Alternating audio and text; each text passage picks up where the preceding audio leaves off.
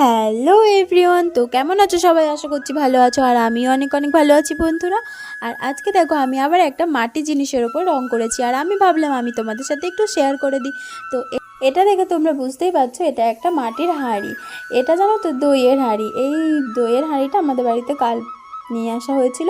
তো আমি আজকে এটাকেই মেজে ধুয়ে ভাবলাম এটার উপর রং করি। আর এটার উপর রং করে আমি কি করেছি জানো, গাছ বসিয়েছি।